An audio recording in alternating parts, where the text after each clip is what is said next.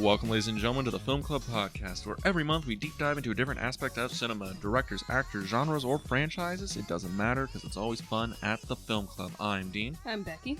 And this month we're talking about David Lynch. And Yes. this week we're talking about... Blue Velvet. And we have a guest this week. We do. Back by popular demand. My demanding, because I want her back on the show. My cousin Yasmin. It me. It'd be, yes. Yes. So we wanted you on for our David Lynch month because you adamantly hate the man. I do. I mean, I wouldn't say that's an overstatement. And for the most part, most of the other people we've had on talk, they like David Lynch movies, or they don't have a visceral reaction to them like you do. Mm-hmm. You just seem so angry right now. You're just seething. I'm holding it all in, Dean. She's going to lunge across the table and get you. I'm ready. Well, I guess to start this off, what are your thoughts on David Lynch, the director? I don't know that much about David Lynch, as a man, but I've seen 3 of his movies, and I can say with confidence that I think he's probably, deeply perverted. I wouldn't call him a misogynist. I think that might be too far, but I'm getting, little bits of, woman hate. Woman hate. Woman hate. He's a member of the He-Man Women's Haters Club. So Exactly. are you. No, I'm not. I'm not part of the Little Rascals. But, so I think that's pretty accurate observation, because his movies are very, perverted is a good word for him, right? Like, Mulholland Drive is pretty, perverted. This is probably his most perverted movie, though. Blue Velvet. I actually think that Mulholland Drive is more egregious, which is why I refuse to rewatch it. I thought this one was worse. Mulholland Drive, Really? you think is worse? I do, because I feel like Mulholland Drive is unapologetic, just lesbian porn. It's lesbian porn after hold the first on. 90 minutes. Yeah, and the music in the background when those scenes are going on is gouge my eyes out, kill me now. Just wait until you hear that episode. Oh. I'm terrified. It went so well, and then Dean really took it off the tracks, and I was just like, what are you doing? Oh, it's great. Dean. Because we record these out of order, so Mulholland Drive's already been recorded. But really, you don't... Because Blue Velvet's got, the scene in it, that scene, and I think that's way more, perverted and dark and disturbing than anything in Mulholland Drive. I think it's more upsetting to watch because it's horribly violent. Yeah. But I think that it may have more purpose in the film, in terms of saying something else that actually is of substance, rather than Mulholland Drive, which just feels like David Lynch is behind the camera, jerking off. Honestly. Yeah. I can see where you're coming from, but I think that's an interesting thing you're saying is purpose for what's happening, because the stuff in this movie that it could be in a softcore porno and it would be a pretty easy 1-to-1, but for Blue Velvet and Mulholland Drive, feels like there's a point to it, and I think that's why generally it's easier to I guess it's easier to analyze or watch, I would suppose, than something that's just a straight porno. I feel like if somebody is going to show extremely graphic scenes in a movie, it has to be purposeful, basically. And that scene is I still think is extremely over the top, gratuitously over the top. But you might be able to argue for it. I feel like you will. I'm going to, but Boo, after watching Blue Velvet, your thoughts on the Lynchian direction? Don't understand the man, but I still like Twin Peaks. This is almost his trial run to get to Twin Peaks, because this is 86 and Twin Peaks comes out in 4 years after this. And 90, yeah. Yeah, so this is feels like his trial run to get to Twin Peaks. But Blue Velvet, does anyone want to know what the movie's about? God, no. I guess. Corrupt the masses. Corrupt. This is not nearly as bad as you're saying. It's not like Okay. it's not like satanic ritual on screen. It's no Sunset Boulevard. Which I love. You by love the way. Thank you, because Sunset Boulevard is a masterpiece. It is. And I started rewatching it. Hey, there we go. And I was like, oh my God, I missed essential bits of this. Because I had only seen it once. So There's so much in that movie. Yeah. There's so much in that movie. And I'm surprised you watched Sunset Boulevard and didn't like Mulholland Drive. So surprised. yeah. That look of anger on your face is wonderful. If looks could kill, that was the look that Dean got. But for the back of the box of Blue Velvet, for anyone curious. Oh boy, here we go. After his father falls ill, curious-minded college student Jeffrey Beaumont returns to his hometown to tend to his father as he recovers. But when Jeffrey discovers a severed human ear lying in a field, he is swept up in the mystery. As he unravels the secrets of this small town, he grows closer to his fellow amateur sleuth, Sandy Williams, as well as the seductive Dorthy Vallens, and soon he faces. We did it. Fuck! I was so he fucking knows close. I was subconsciously that this is like a total misrepresentation. and soon he faces the He just wrath can't read his own writing. of the psychotic Frank Booth, who will stop at nothing to keep Dorothy at his mercy. And there's a lot of shit that happens after that. There's a lot going on in Blue Velvet, but we got Jeff, we got Sandy, we got Dorothy, and we got Frank, and the monster that is Frank Booth. Yeah. But where would you guys like to start? Yes, where would you like to start? Tearing this movie apart. I can So see the many notes from here. options. Yeah, I actually have two like separate notes that are just filled with stuff. I'm just gonna close my book, honey. Please. I lead. am leading this podcast. Oh now. yeah, that's why I hardly took any notes. I'm like, you know what? As the only one that hasn't seen this movie prior to this recording, I'm like, I'm gonna go just based off experience. I'm gonna let my cousin take the lead and tear you apart. So, bye, Dean. Yeah, because this isn't your first time watching it, right? It's my second time. It reminded me of why I hate David Lynch and why I hadn't rewatched it till this moment when I was like, I had to. What was the first viewing experience like? Obviously, Okay, it this wasn't a is- theater experience. No, because it wasn't 1986 because I wasn't born. I mean, obviously. So I first watched Blue Velvet and Eraserhead and Mulholland Drive like back to back when I was 22. Oh, that's a Well- strong marathon. Well, okay, wait, it wasn't a marathon. When I say back to back, it was like over a week. okay. But still That's like still close rough. enough to like destroy a person's will to live. I will say I think I was a bit too young when I was watching it and didn't have enough life experience possibly to break down certain like events and themes in this movie in the way that I would now, because now I'm 30, I'm married, I have children. So I did analyze it differently this time. Okay. And maybe even gave it like a little bit more credit, because the first time I watched Blue Velvet, I was obsessed with the fact that Jeffrey Beaumont is like a piece of shit.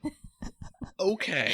I wholeheartedly agree with you. Okay. I don't know if what Jeffrey's deal is, because he is like a Norman Bates level creep, Mm-hmm. right? He has this exterior of being kind of this sweet, all-American boy, and then Totally different from Coop.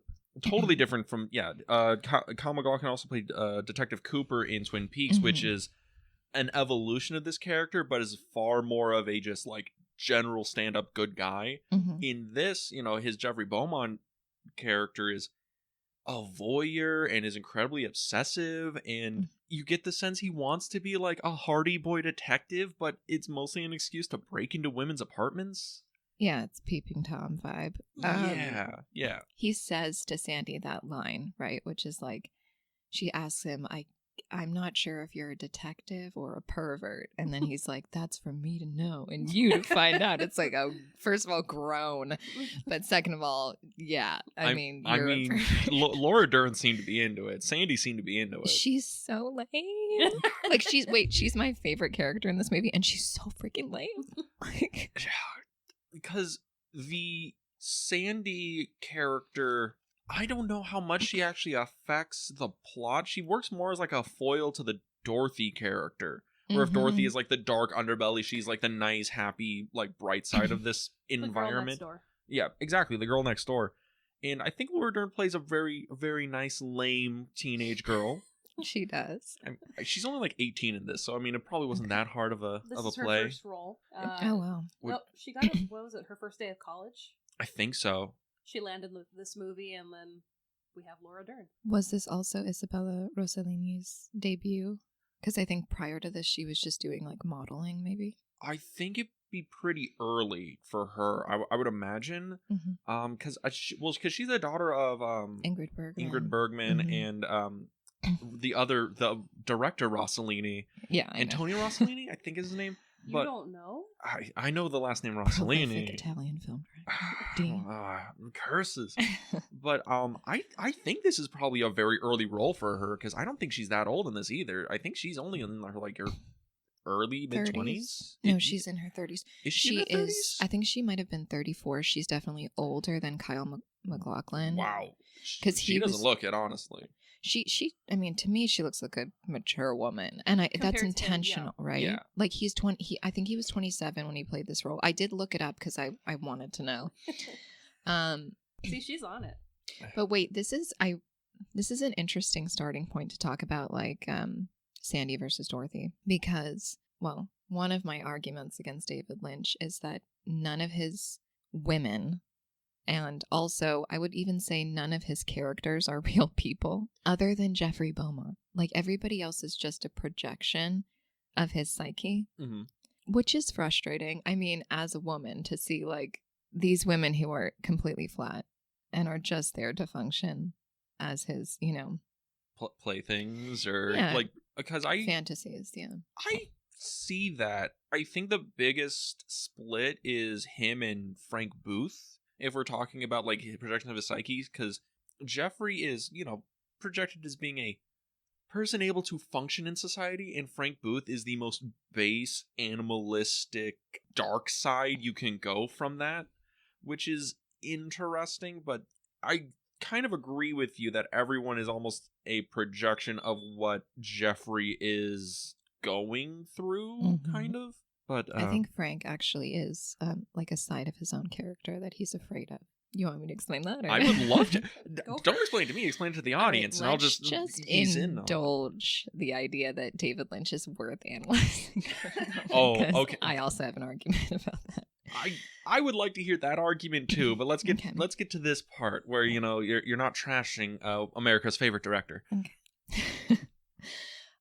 So I think that one of the main ideas in this movie, or one of the main like themes that Lynch is exploring, is that of like male aggression and male desire. And the whole like juxtaposition of Sandy and Dorothy is that Sandy, like you're saying, is this like all-American, like high school novice. She's, like you said, the girl next door.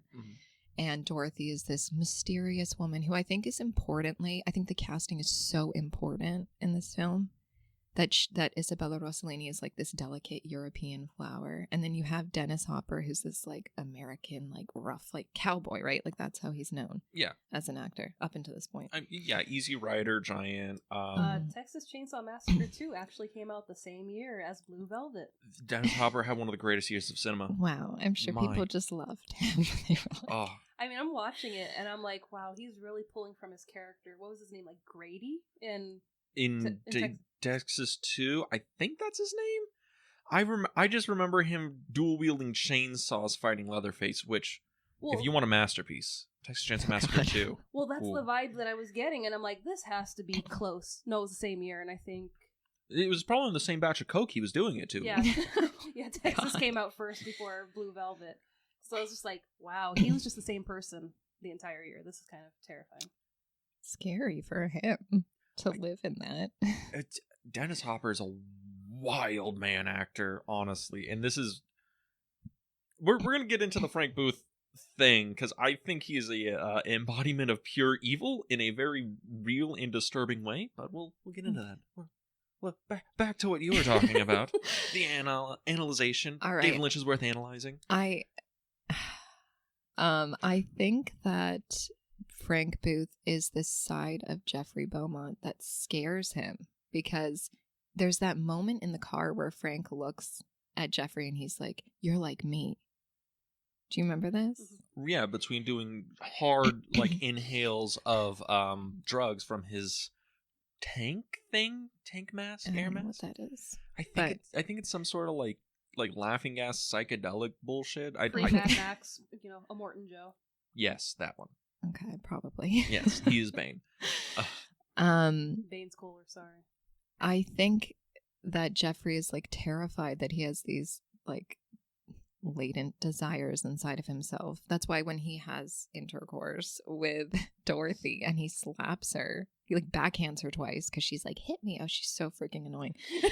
She's into some things. Dorothy Vallens' most annoying character like ever written. I would like make I don't know. Really?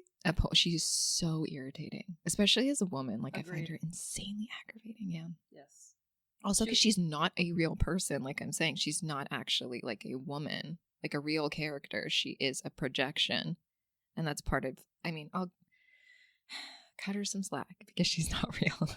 I think that's a point for a lot of Lynch movies is a lot of characters in his movies don't feel real. And I think all of that's, I think it's intentional. I mean, she finds him in the closet and it's, I'll kill you. But hug me. It's woman, make up your mind. She's straight up like she has rapes like Stockholm syndrome, yes. and it's like effed up. Yeah. Yeah, I mean, it's almost a thing where in that moment when she finds Jeff in the closet, it's like she's now, because she's been abused by Frank. She's like, well, now I have power. I'm gonna abuse this guy, and then she repeats the same lines that Frank tells her. Don't look at me. Yeah.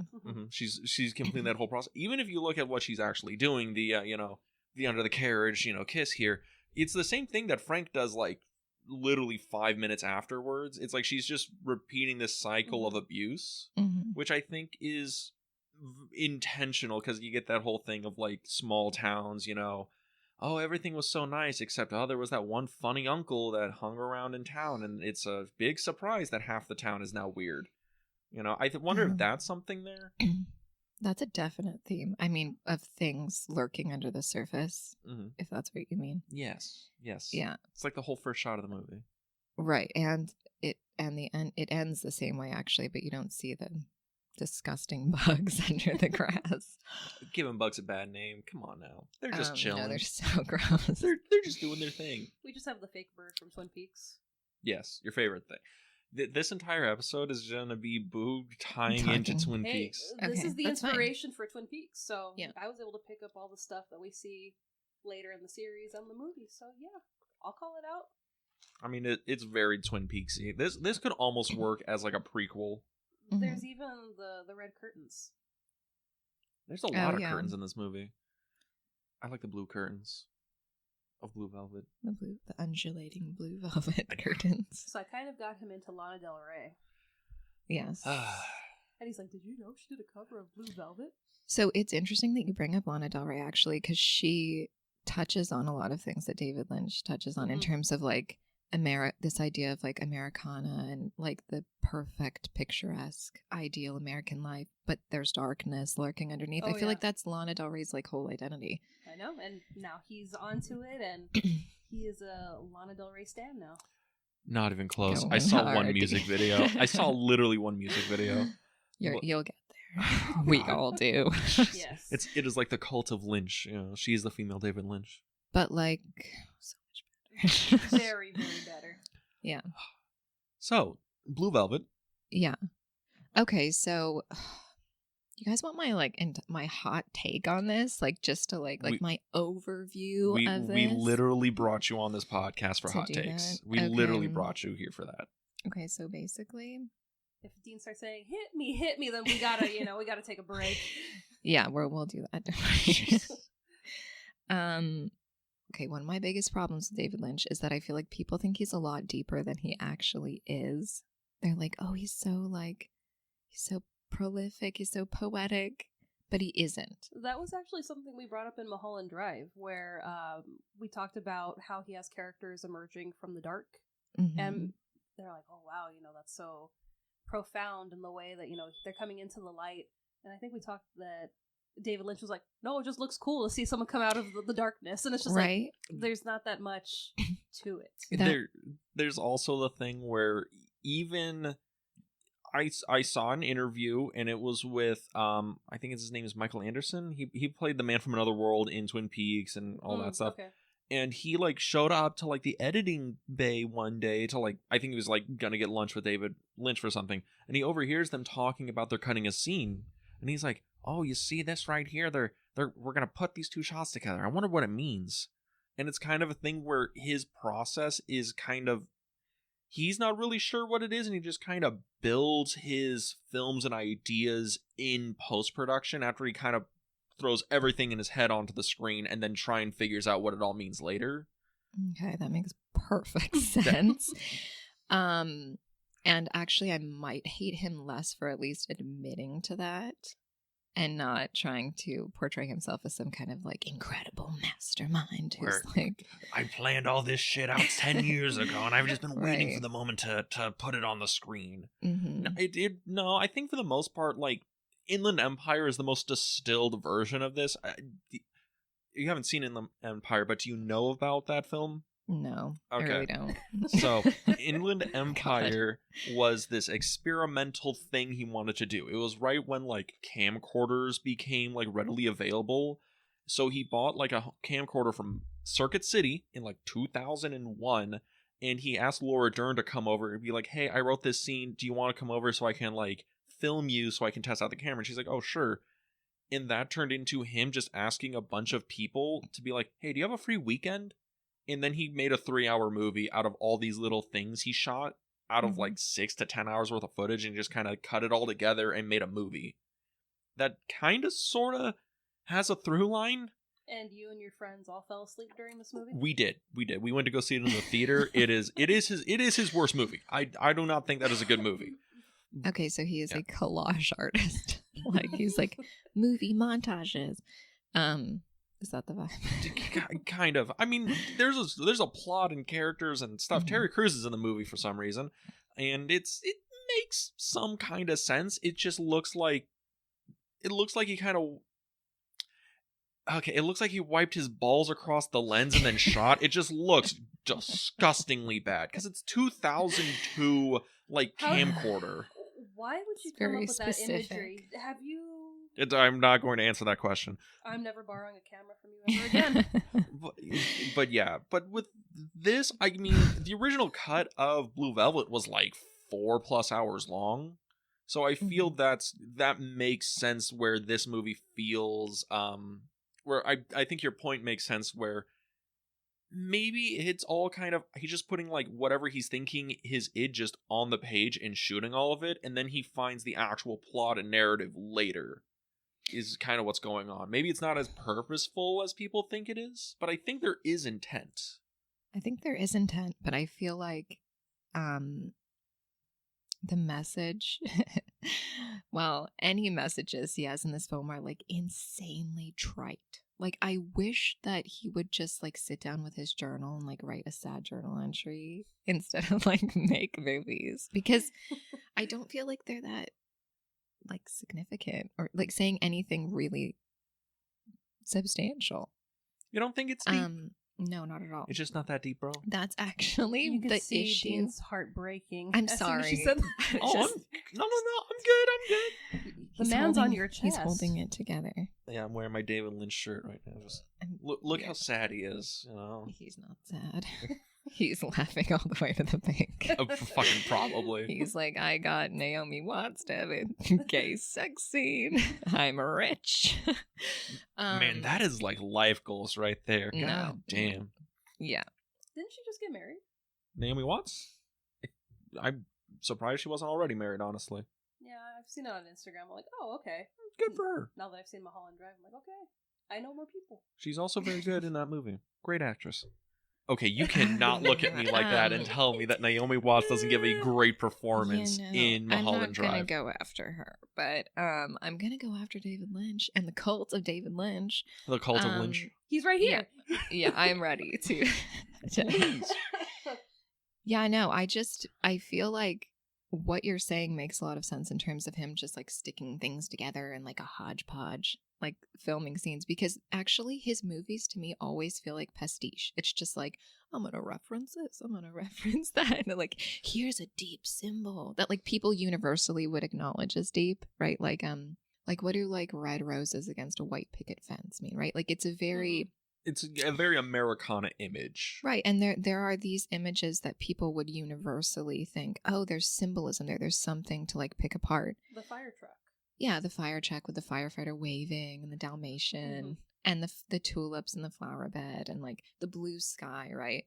Or a flickering candle and somebody saying, now it's dark. It's like there are things, right? There are universal symbols that people will look at, recognize, and want to ask, like, what does it mean?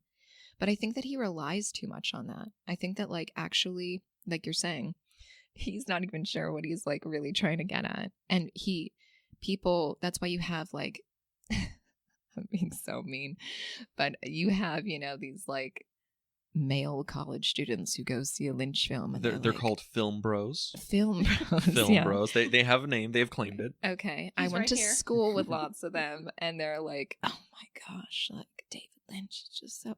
Sorry, Dean, love ya. But like, I am not like that. No, you're not. I enjoy David Lynch movies, but I'm not like Really, Stanley Kubrick? Oh no, Stanley Kubrick's a master. Like, we'll get. Okay, you can calm the fuck down right now, all right? But like David Lynch, like I love all the David Lynch movies I've seen. I've seen almost all of them, and I'm like, they're all just like, I find them fascinating and very intriguing. But if you wanted to tell me like, oh, Blue Velvet's an analogy for the Vietnam War, I would probably say you're full of shit. Right? I don't think they're very This is a deep metaphorical analysis of the human condition and how capitalism is ruining our society. I'm like, no, it's very basic. There's the idealized Americana, but that doesn't really exist because underneath all of it is people like Frank Booth and the fucked up society that builds this picture that doesn't really exist. Are you sure it doesn't exist? Because that's another issue I have with Eraserhead, which is like, Eraserhead pisses me off to no end. It's like, I've seen Eraserhead like fucking 15 times. Oh God, bless you and keep you. Hold you in his arms. Eraserhead I just find like as a production fascinating, and I think the movie works, but that's a very like, I understand why, because you're making points that David Lynch doesn't get like women, but I think he really gets like men, and the idea of that movie being about. Doesn't he?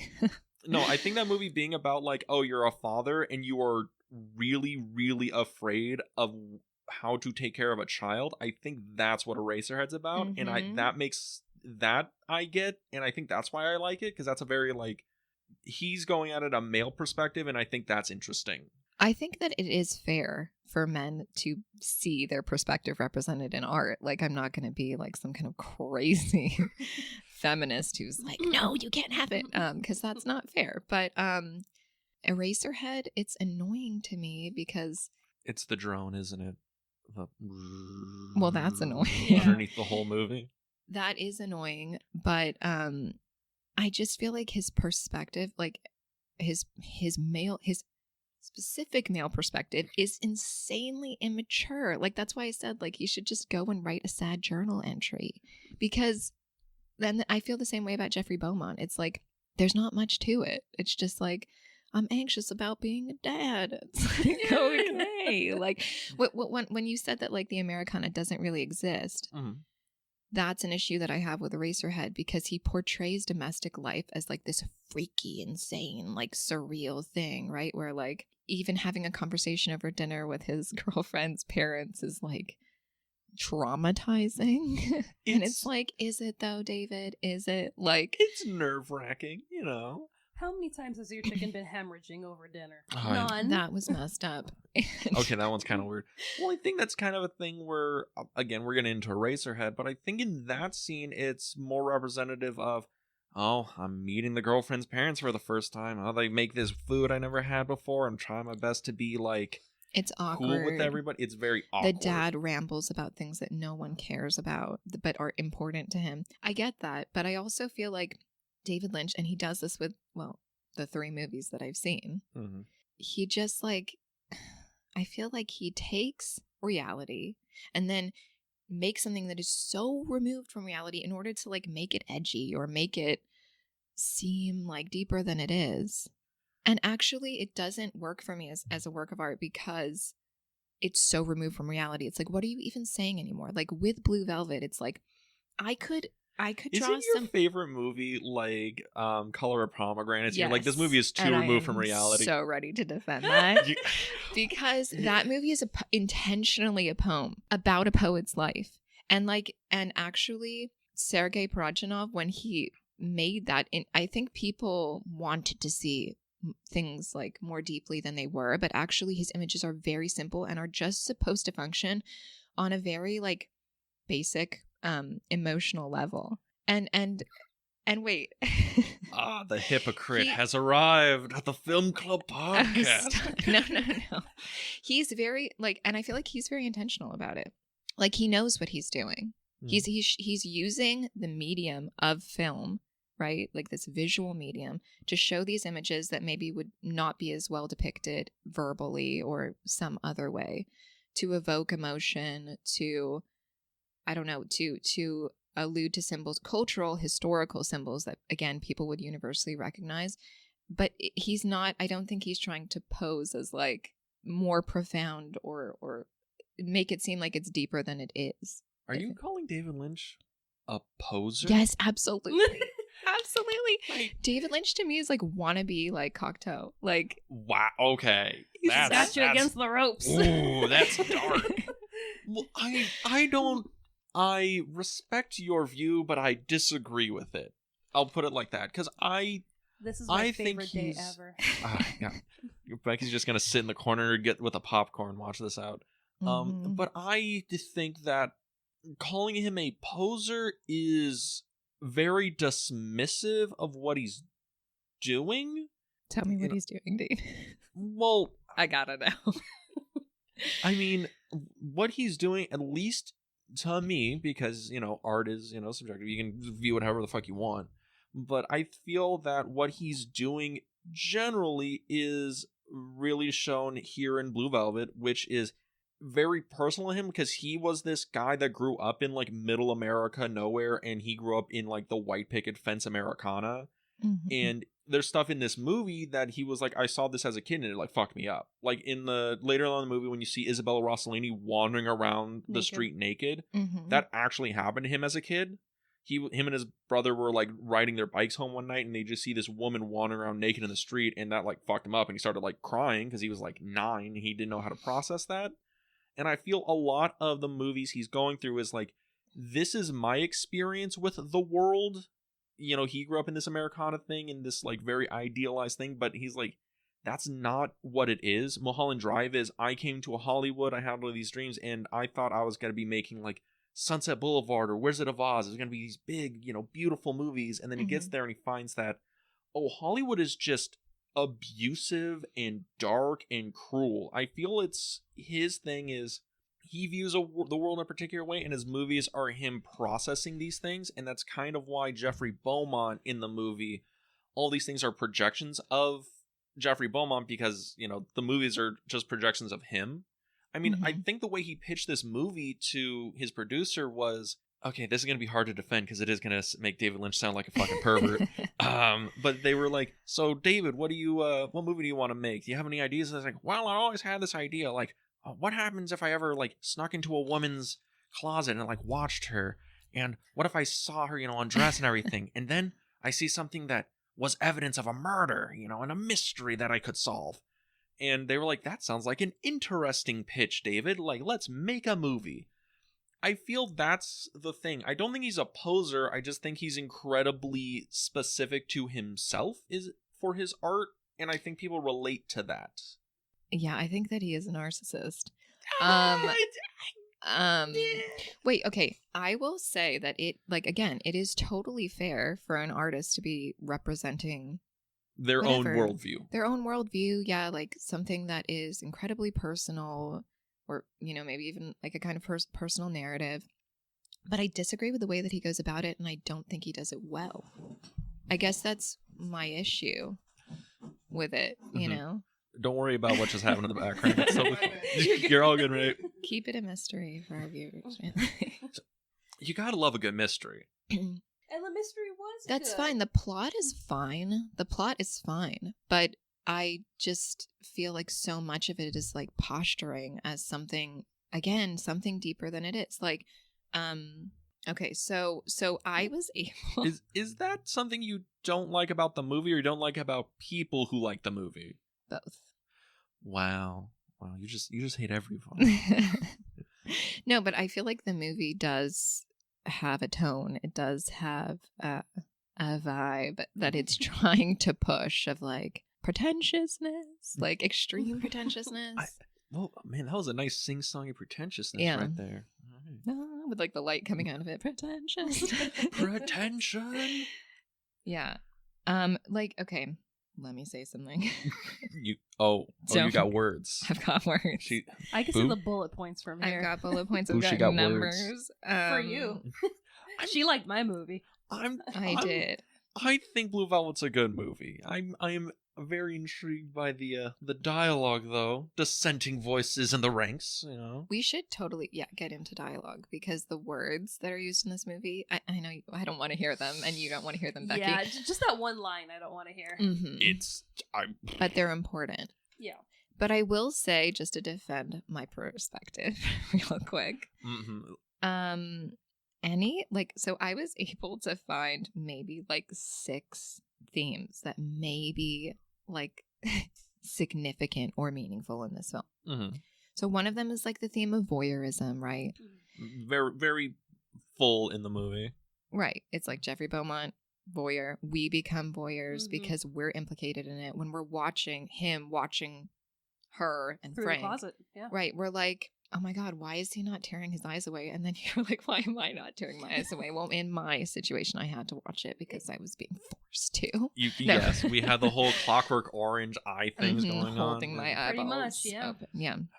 There's She loves that, Clockwork which, Orange, okay, voyeurism, like, again, trite. It's been done so many times. Like, the whole theme of, like, the flaneur and people, you know, watching from a distance. The Hitchcock did it famously in Psycho. Right, like, people have done it better. That's what I'm trying to say. Mm-hmm. Psycho was better. Okay.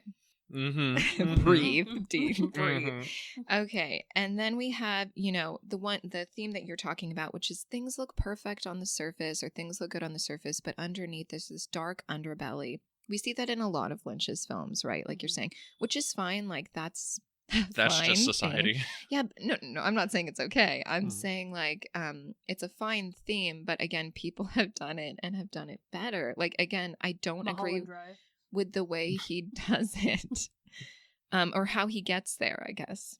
And like I feel like with that whole image of like the robin with the bug in its mouth at the end, right?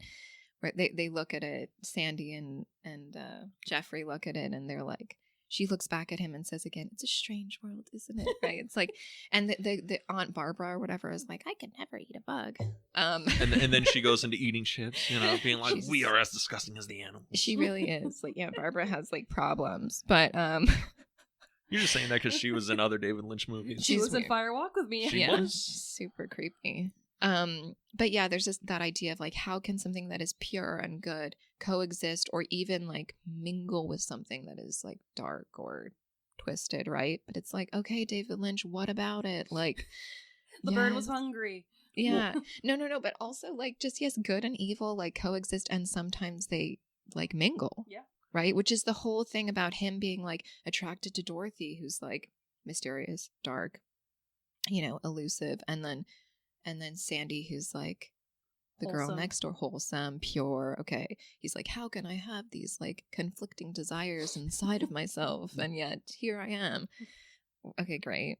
Good. Write a poem. Exactly. Like write a sad poem in your journal. Move on. Well, the bird thing, that's more representative of like, you know, oh, evil can, or good can triumph over evil. You know, if Jeffrey is like the Robins and the Bugs are the Franks of the world. You had thoughts, don't you? Like, wow. Like, just, like from the dawn of like human history, people have been talking about good triumphing over evil, and like have done it better than Lynch. You just hate homage and pastiche. You're just like, I hate movies that reference other movies. I kind of do. Like, I don't like Tarantino. Oh, really? I don't. I Sorry. like Tarantino movies. Okay.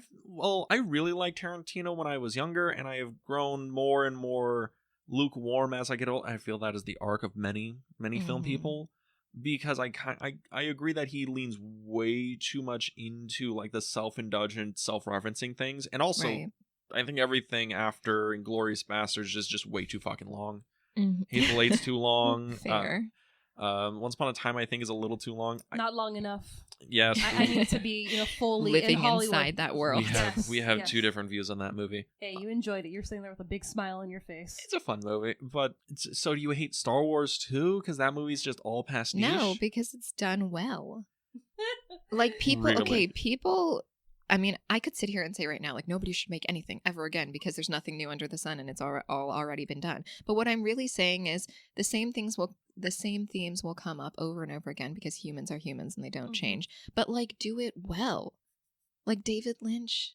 No, like you don't think he does I any of these themes well? No, not really.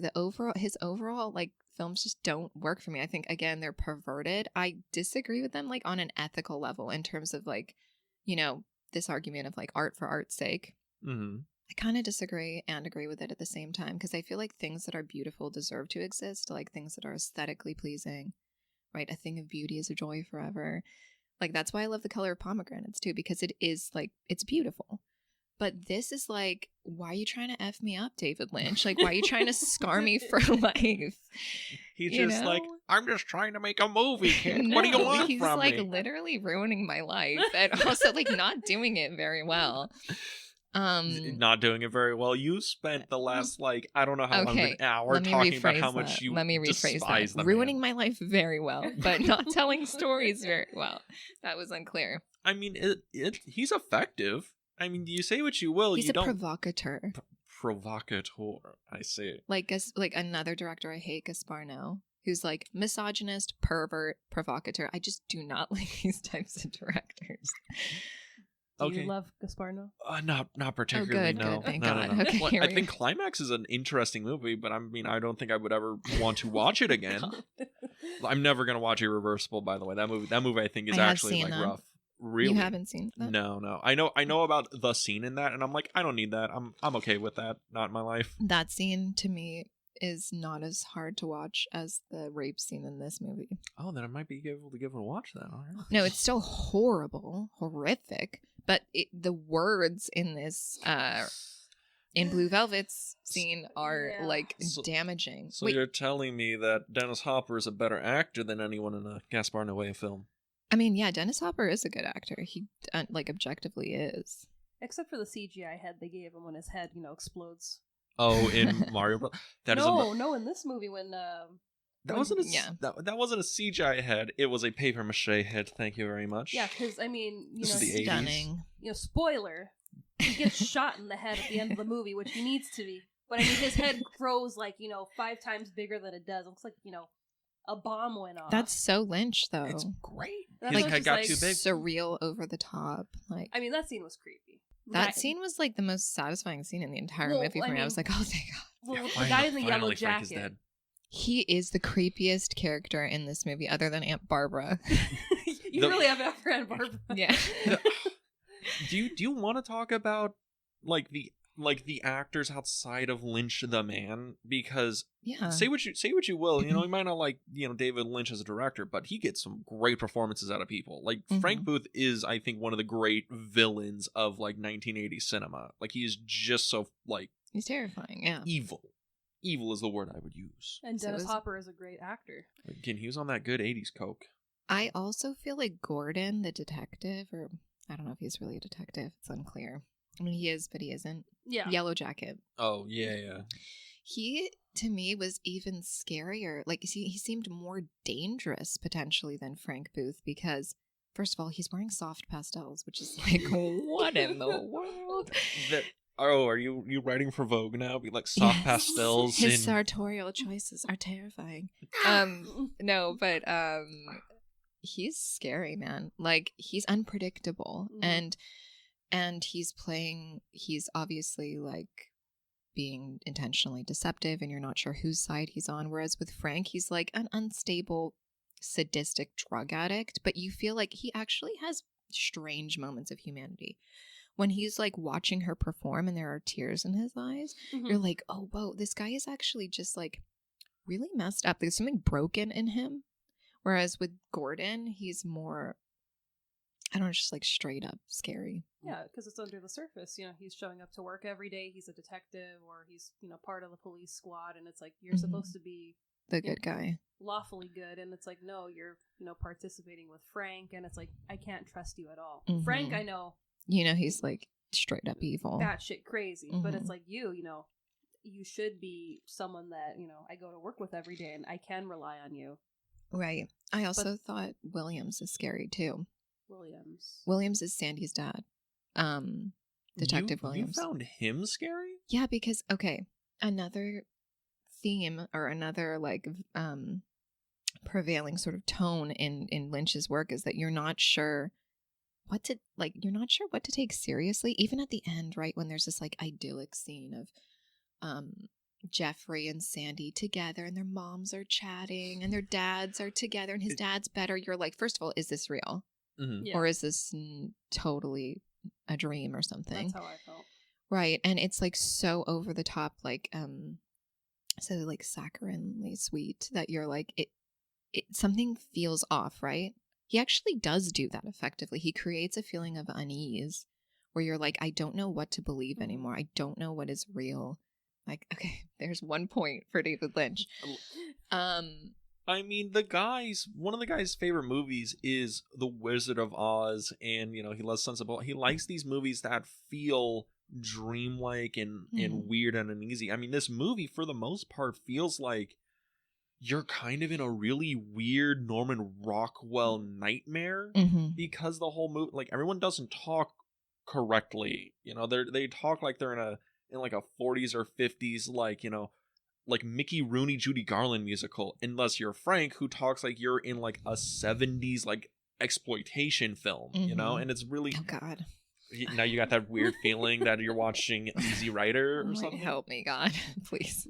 But I think that, you know, he is very good at the aesthetic and the atmosphere of that dream sense that that movies should kind of have, because movies are like just dreams on a screen in a very like pretentious artsy way to say that.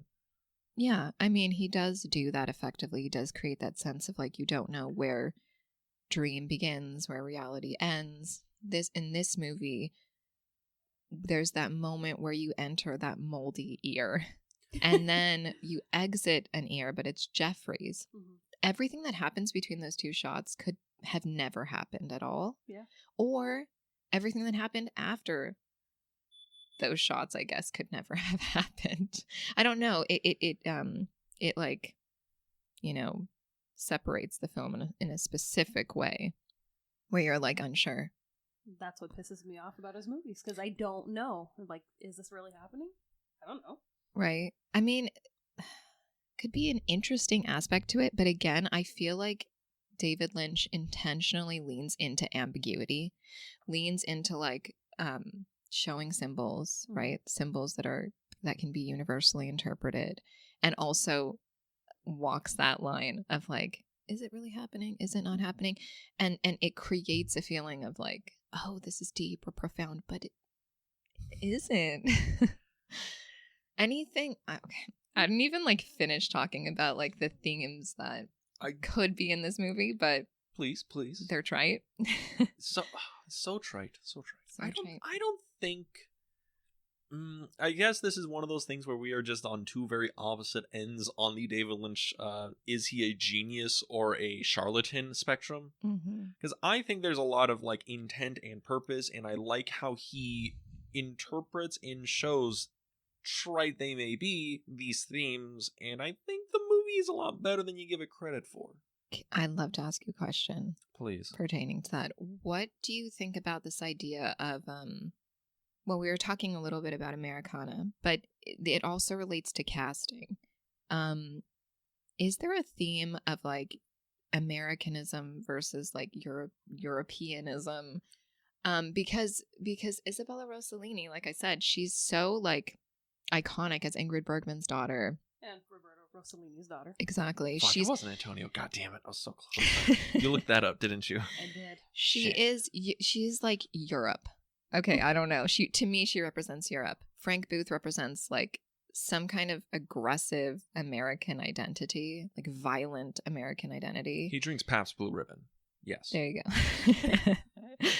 Heineken. Sandy and Jeffrey are these like, all American kids or whatever. He's this.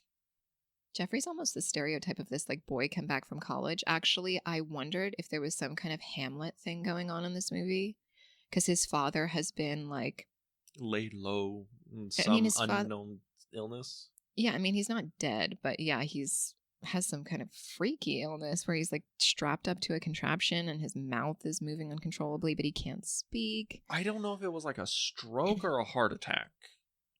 Okay. It was. I'm just agreeing with you. I don't know what a stroke would make sense. And then it happens in the garden, like The Godfather. I was like, are they trying to pull from Vito Corleone? Come on. I mean, then the little kid comes out. That's why it was kind of like, are we just ripping off The Godfather here? Probably. Reference great films. It's a reference, a homage. Is it or is it a ripoff? Yeah. So I'm just like, okay. Another thing, Aunt Barbara when Jeffrey. No, hold on. A character that has maybe 5 lines in the entire film. You're like, this woman ruins it for me. She's important, though. I think that actually the background female actresses in this film are important. Even though they're like David Lynch doesn't make them actual people, they contribute to an atmosphere that is important. He doesn't make anyone people. They're all characters. Except Jeffrey, because Jeffrey is David, and he's like, oh my gosh, Jeffrey. Narcissism at its finest. But anyway, what am I trying to say? Aunt Barbara is like, oh, you're not, when Jeffrey is going out at the beginning of the film at night, she's like, you're not going over to Lincoln, are you? And he's like, no, I'm just going to walk around the neighborhood. And then you see this like ominous shot of like Lincoln, the street sign. And you're like, oh God, he's at Lincoln. Why is he there? Idiot. But also Frank Booth, like that name choice must be deliberate. Like John Wilkes Booth assassinating Lincoln. Okay, he's trying to say something. I don't know what it is exactly. I don't think he knows what it is because he's just throwing stuff into a pot. Like, people will see meaning here where there is none. But I'm asking you, I guess, do you think that there's something there? Some kind of comment on like the relationship between, I don't know, American identity and European identity, some kind of rape of Europe. I don't even know. Oh, the rape of Europe. The rape of Europe. Is this an allegory for World War II, Or like America holding Europe hostage or something, holding her husband and her child hostage. Is there something there? Because I was like, I don't know. Also, the character of Ben, the weird drug dealer, who's like dressed almost like a European gentleman. He's wearing makeup. He's wearing a smoking jacket. He has a long cigarette holder. And Dean Stockwell does a wonderful lip-syncing rendition of In Dreams. In Dreams. Dream Logic. Yes, I mean, yes. Come on, it's not that deep. How do you not see this? It's not that deep. It is cinema. It is kino. Like, I see it, but like, I don't think I give you a kino on this one. No. I don't know. Ben was really interesting to me as a character because I was like, okay, is there something tying that theme together of like Europe and America? Because also they refer to him over and over again of like, as Frank says to Ben, "You're so suave. You're so suave." And then at the end, you realize that Frank is the well-dressed man. He's wearing this costume, and he's come up, and he has, I don't know. Okay, maybe I'm looking into this too much. I am trying to find meaning in a film that has it has little themes that are like, we've done that before, David, but it's like, I don't think it's that deep. I don't think it's saying anything. I mean, I'm very interested to hear your analysis on America and Europe's relationship in post-World War II. That sounds very fascinating. See, I don't have one. You just spent like 5 minutes explaining it. No, I'm asking, is there something there that I missed? Or is David just doing the old David trick of like throwing stuff in there that's like, but the ends are not tied together at all? I think...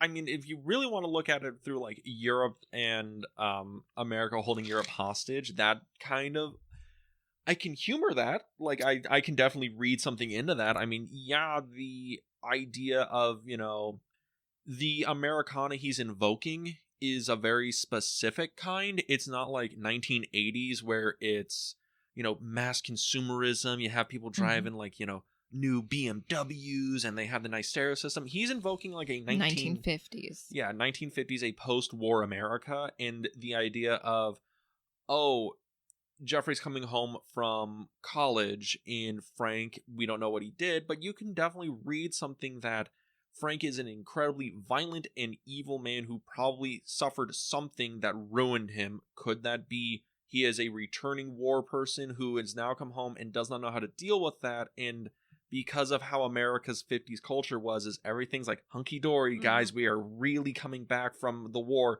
But underneath that is, no, I'm a violent alcoholic who is suffering massive PTSD that I don't know how to do about it and whooping the shit out of people. That actually would have been interesting if he had made him a veteran, but he didn't. Well, we don't know. We just know that Booth... But if they had made it, he could have made some. He could have had him have some kind of like flashback, some kind of like episode of PTSD, but he didn't. Well, he does have some sort of epic flashback of being abused as a child. When? Baby wanna fuck, mama fuck No. That's literally what I can interpret that as, of him being interpreting of him trying to like. He was probably abused as a kid, and he's trying to deal with that. And it's a cyclical nature of abuse we can read that into. Or his brain is just mush. I mean, again, he is doing a lot of drugs. Okay, let's talk about this because I think that's a valid read. If you're looking at the dialogue as something that's a little literal to Booth, and I mean also the name Frank Booth, Death of America. Like he is like this latent, decaying American ideal of what a man was, of macho, fuck everyone, I can take anyone out in this bar if I ever had to because I'm a man, I'm an American. And Jeffrey is like, I'm a college kid, I drink Heineken, I'm a more sophisticated kind of adult. I am the new liberalized generation of America, not this 40s, 50s. I came back from Europe after killing 50 Nazis, and I'm gonna come home, start a farm, and beat my wife. Like, it's, yeah. That may be, like, I think you're probably analyzing David Lynch's mind accurately, but again, I take issue with this because I was just pulling that shit out of my ass. So, Well, but he's also doing that too, so that's probably accurate. No, I guess what I'm saying is I object to his portrayal of, I don't know, Americana. I don't know, like, okay. Can I go back to Eraserhead, or is that like forbidden? Honey, you can go to wherever you want. This is a podcast. Can I talk about Confessions of a Teenage Drama Queen? No, I'm joking. If you want to talk about Confessions of a Mask, I can get my brother. He fucking loves fucking Japanese novelists. I'm sure he does. Keep going. I'm trying to make a reference. Okay. Keep going. I made a reference that didn't land. Keep going. Cover it up. I feel like sometimes people want to object to a straw man that isn't there, right? Like you're saying, this character of Frank Booth being this like extremely macho, hyper masculine, aggressive character, and Jeffrey Beaumont coming in and being this like more sophisticated new American man or something. But it's like, did that Frank Booth character really exist? Like with Eraserhead, like he has the whole premise is that there's some kind of like horror about like domestic life or becoming a father, but it's like, is there, David, or are you just like a baby? Like, are you just like, are you just being a pussy about it? Basically, like, are you just like an immature 13-year-old boy who again like needs to just keep a diary? Like, is there he does keep a diary, right? I'm sure he does. Like, things should just stay in your diary, David. But no, I mean, like, I guess I love a male perspective. I actually prefer male authors to female authors. Like, I really, yeah, I just feel like I prefer their voice. But I like a mature male perspective, not like a, prepubescent boy who's like, life is hard, things are scary. Not a fan of Catcher in the Rye. No, I hate that book. Fucking same. I hate that book. It is 200 pages of a run-on sentence.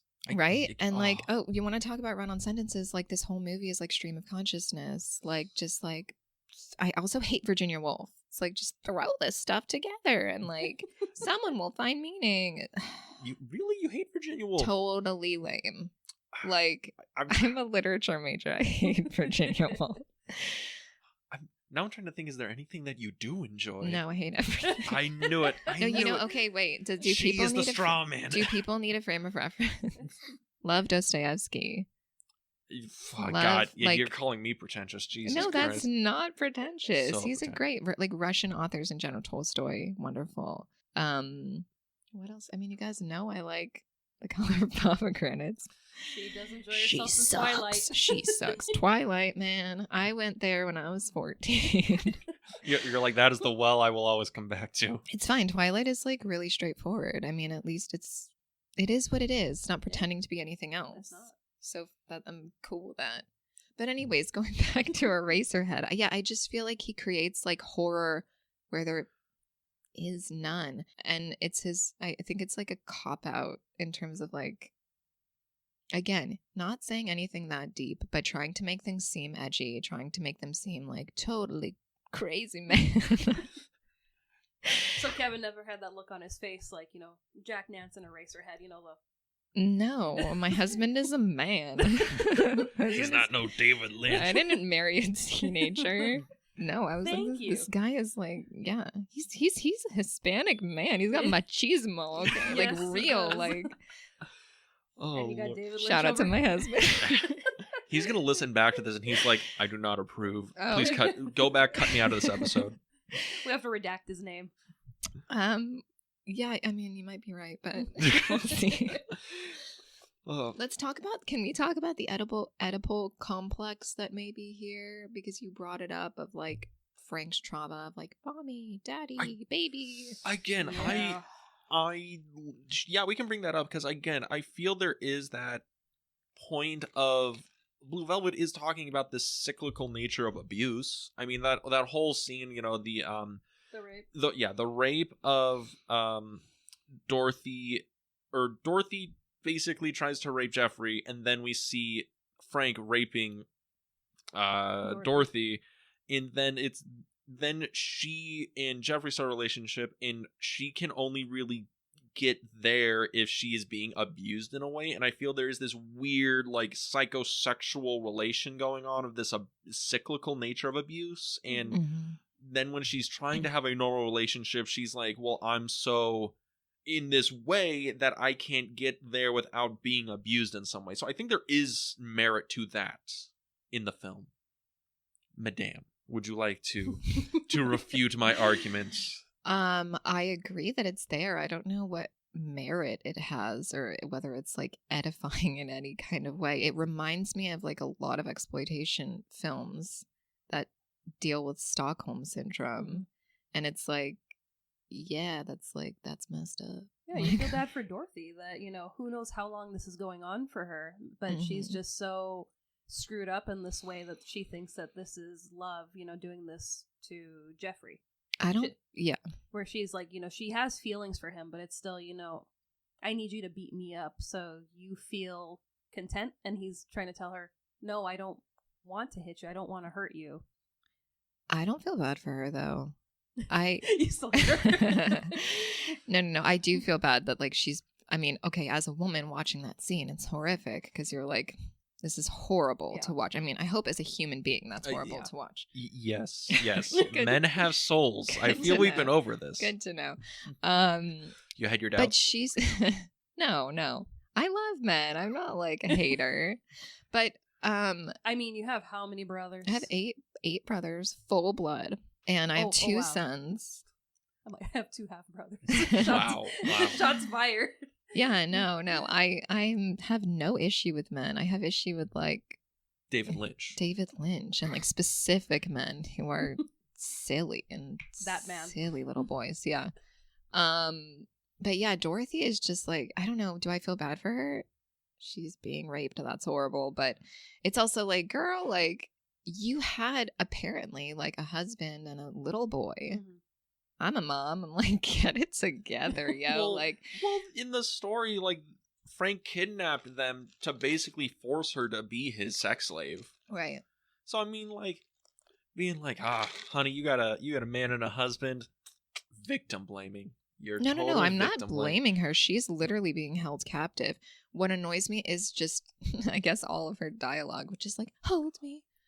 Hold me, Jeffrey. Hold me. I'm falling. Hold me. He put his disease inside me. It's like, oh my God, woman, shut up. Like, you are messed up in the head. Like, yeah, I mean, okay. Being abused, husband, child being held hostage, horrible, being raped, obviously horrible, okay? Yeah, horrible things. Horrible things, but she's just so annoying. I guess it's the way that he wrote her. Again, she's not a person. I feel like she's just a terrible victim who's hypersexualized. He does this in all his movies. The disdain in your voice is palatable. Because it's like, can women be people? I mean, I guess I can make an excuse for it in this movie because like everybody is a projection of Jeffrey's mind. And that is my interpretation of it. That like Frank is actually a side of him that he is scared of. That really, I could say that this movie is actually about it's like a Bildungsroman, like a coming of age story about Jeffrey Beaumont, who comes home from college in this, again, weird Hamlet scenario where his father is like rendered, I don't know, I guess to go with the whole Oedipal sexual theme, like rendered impotent when he falls down. Did you notice like there's a kink in the hose? Okay, Mm-hmm. there's a kink in the hose, and then he falls to the ground, and the hose is like, first of all, there's all of this water that causes that comes from the kink, right? That's just like ready to like just blow. Erupt, yes. Okay, there's all this phallic stuff going on. Yeah, he's been edging for years, yes. God. You're bringing this up. I'm just riffing. Because I'm trying to find some kind of relevance, okay? Well, I think there's relevance there. I think you are coming on to a really good interpretation. Okay, well, because you like David Lynch, secretly. I don't. His father falls to the ground. He's holding up this hose. This hose is like spewing uncontrollably. It looks phallic, okay? Mm-hmm. And then you have this rabid, insane dog coming and like drinking from it. This is one of the initial shots. I sound like a crazy person describing this. Yes. And then you have the baby looking on. To me, this is just like, this is the film, the entire film in one shot, which is like innocence. Like the baby maybe portraying like Sandy, even Dorothy to an extent. Jeffrey, one side of Jeffrey. And then the dog is Frank, and male aggression and this like insane thirst to like lap it up. I don't even know. But you were going somewhere and you kind of lost me. Okay, sorry. Okay, that shot is about what's going on inside Jeffrey Beaumont, okay? Basically like just coming into his understanding of sexual desire and having these two conflicting motivations. Like one is for Sandy, this like pure idyllic girl next door love, yes, and then his strange attraction to Dorothy, who again practically rapes him, is mysterious, dark, okay, and Frank is a projection of that. Frank is like this baser desire, this personification of male aggression, violence that scares Jeffrey. That's why after he backhands Dorothy and he's sitting on the edge of his bed, like remembering it, and he's crying. Mm-hmm. He's like, oh, crap. Like, am I like him? Is that really me? Or am I a nice guy? Am I a pervert? Or am I, a detective? Am I a villain or am I a hero? Yeah, I don't know. And you're like, there's nothing there, bro. There is, but it's like, I still don't think it's done well. Again, because it's messy. Okay, it's messy. It's, again, pretentious. I feel like also that theme is not, like, again, Bildungsroman. How many people have done that? People have done it better. You just don't like homage or reference. Again, it's a pastiche. But Boo, you've been quiet over there. How are you? Oh, I'm just, enjoying this back and forth. Okay, some people do references, like, in an actually genius way. Like, look at like ancient like Roman authors. Okay, like Virgil. Okay, that's like chef's kiss. Can we get one more, please? Thank you. Just to burst the eardrum. Oh, perfect.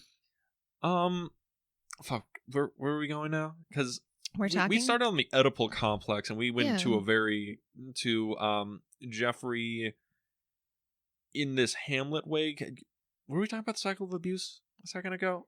We were. I don't actually believe that Frank is. I mean, you're suggesting that Frank Booth experienced abuse in his childhood. I don't know if there's even enough in there to substantiate that. I think he's just sadistic drug addict who's perverted.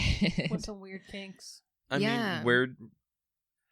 the line in the movie, baby wanna fuck, in the movie, and she keeps saying, "Mommy loves you."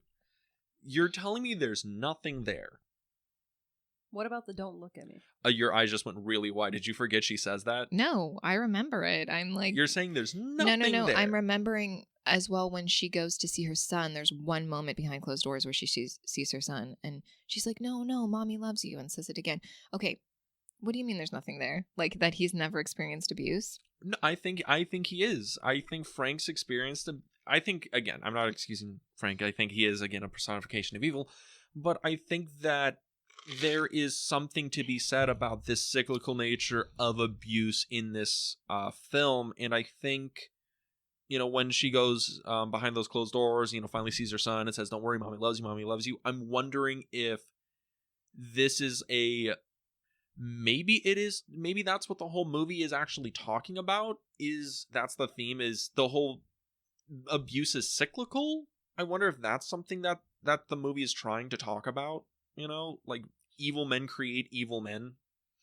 Jeffrey trying to be a good man is being corrupted, and that's, Jeffrey becomes an evil man through Frank, through his interaction. That's why when he hits Dorothy, then it's like, oh, he is giving into that evil.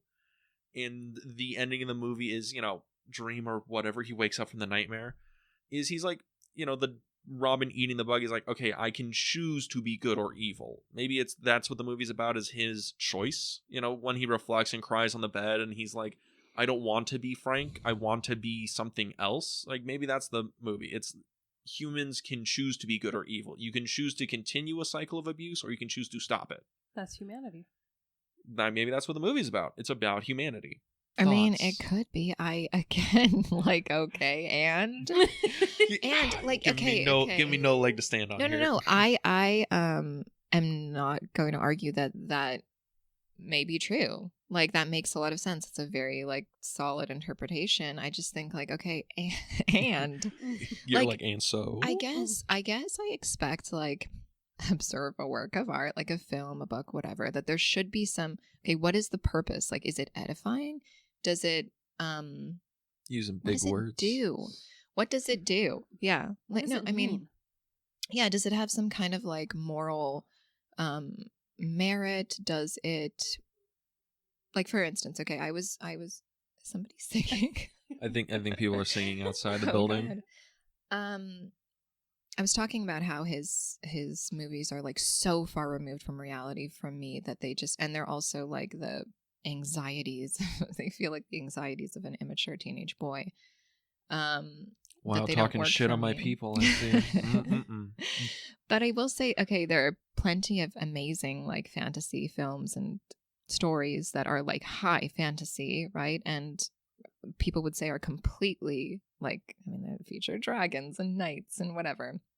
But actually, these are not as removed from reality because they comment on things that are true to the human experience. For example, warning the viewer against things that are inside the human spirit that are dangerous, like revenge or whatever, or inspiring virtue, right?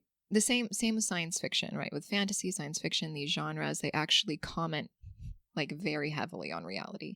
But for me, this is it's too far-fetched. It's too surreal. It's too much of Lynch just being it's too weird for you. It's solipsistic. That's what it is. It's Lynch in his own little world. That's a $5 word. We can afford that in the budget. That's a $10 word. Thank you. We can afford that on the podcast. No, really, I would say he's further right. Narcissist is somebody who's obsessed with themselves and their reality. But I would go as far as to say that his quote unquote realities that he creates are solipsistic because it's beyond narcissism. This is nothing else exists. There's no reality outside of my mind. And it's Well, shoot. Well, that's the nature of filmmaking. There's no reality outside of the frame.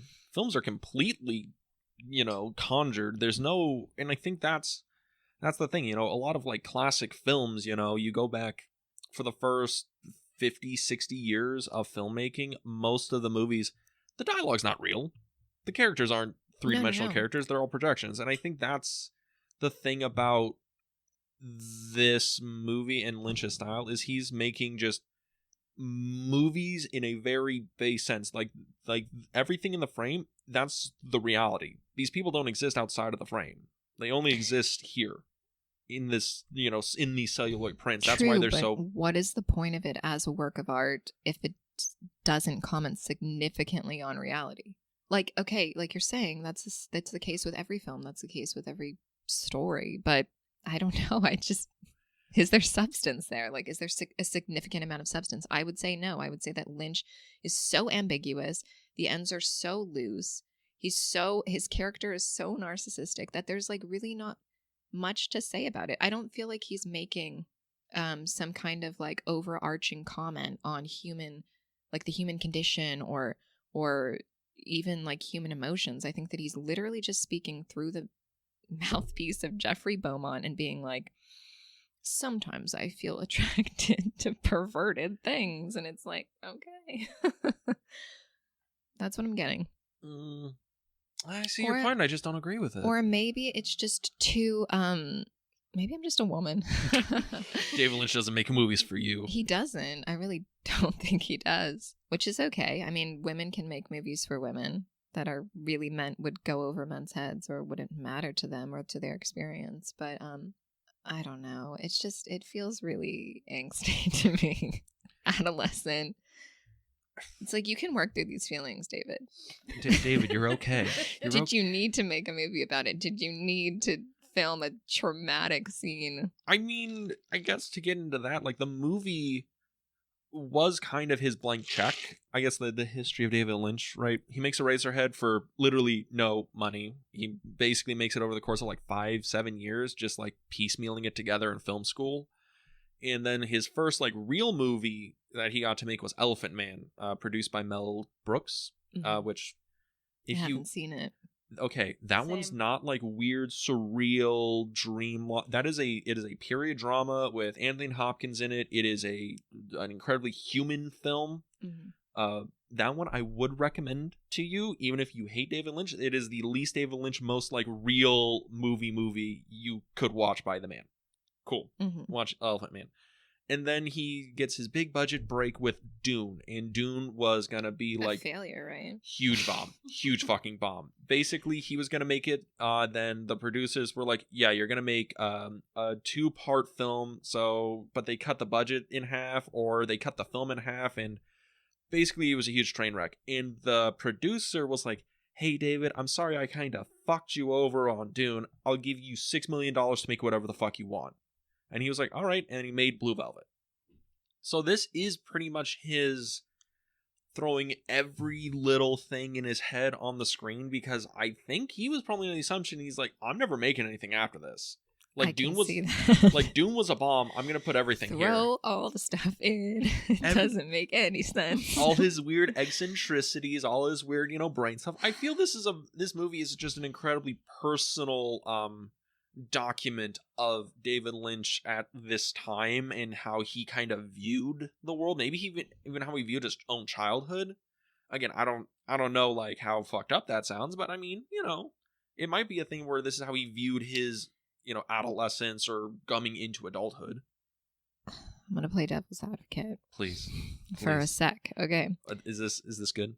You'll like it, I hope. Let's go.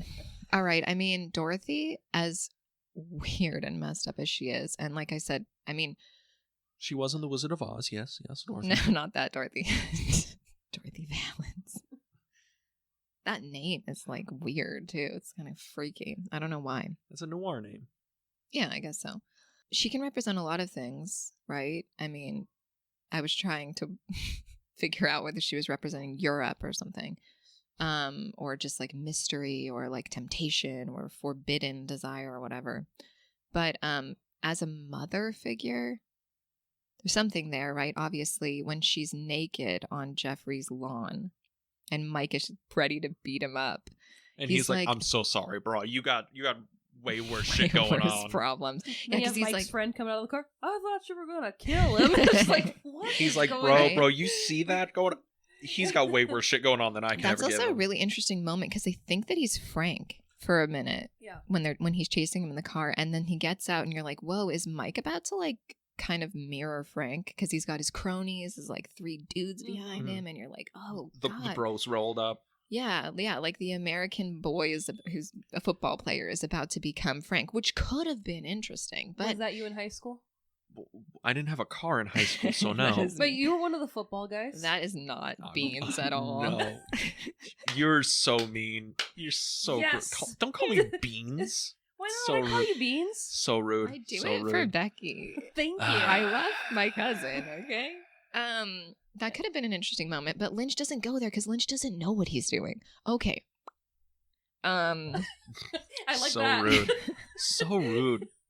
I think She came with sound effects today. I love it. I think he knows what he's They're doing. never inviting me here again. Oh no, we're gonna invite you again. This is a very engaging conversation. We'll talk about it You guys, after I'm recording. just doing this for the controversy, right? Oh, yeah. Just kidding. I don't like David Lynch. Secretly loves the man. Oh, she loves I the don't. Straight Story. It's the Disney film he I made. go home. My husband is like, "When are you going to get rid of that closet? It's just like filled with like posters of David Lynch." And I go in there to like, You have a you know. weird baby from Eraserhead in there. I do, and I like go in there for 30 minutes every night. And he's like, "We have kids. What are you doing?" And you're like, I need to drop mushrooms and watch 30 minutes of Eraserhead. I need this in my life. Exactly. I need my like Your me time. Lynchian, fix. Anyway.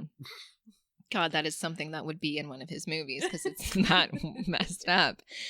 But okay, Dorothy being this mother figure, she's obviously actually a mother. She has a little boy. She refers to herself as mommy. Mommy, yes, unfortunately. Mm-hmm. And then okay, hold that thought. Okay, I Pin- want to talk pin about. put in, I yes. want to talk about colors related, like it's related to this. When he first goes into her apartment, it's like very barren. There's not a lot of furniture in there, but you notice like the colors that he chose for her apartment are like it's a very lush pink. Mm-hmm. Okay. And obviously he's entering in there without her permission. This is like an analogy. Yeah. But her apartment is like she's an older woman, she's mature, she's a mother, and her apartment has vaginal vibes. Sorry.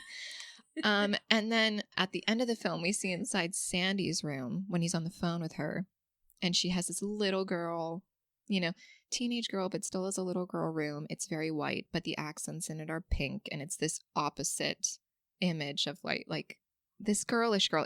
I think there's an idea here of like the Madonna horror complex, right? Which is like also existing within Jeffrey of like where is my desire? Where does my desire lie, right? Mm-hmm. But I think also there's some kind of comment here, possibly on like what it means to be a mother and also like a sexual being, because obviously a woman who has children has had sex. She's not virginal. She's not, quote, pure anymore. Unless you're the Virgin Mary. Shout out to my girl, the Virgin Mary. Shout out to your girl, Mary. What's up? There's a reason why she is a perpetual virgin. Okay.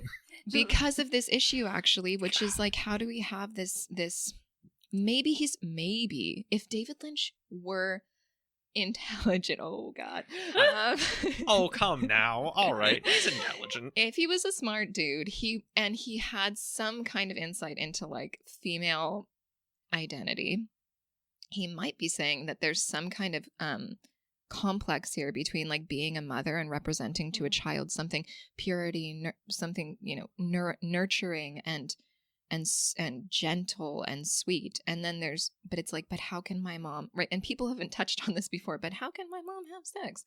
Like, because that's kind of opposite. It could potentially be oppositional because your mom got down and dirty. I mean, going on that, I think there's something there, because I'm gonna use Becky's favorite line in this movie. No, but, why do you have I to don't want to use hear again? But the whole thing is like, mommy loves you. She says it in the midst of a, sexual act, and she says it the same to her kid, and they mean two totally different things.